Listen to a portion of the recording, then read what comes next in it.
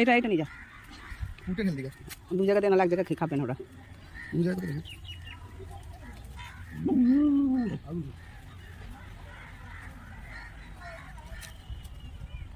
ছাগল ছাগল ছাগল ছাগল দাঁড়া,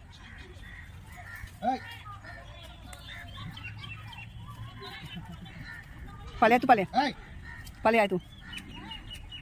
আমি বললাম ওকে দিতে হতো না, ওখানে আলাদা করে দিতে হতো।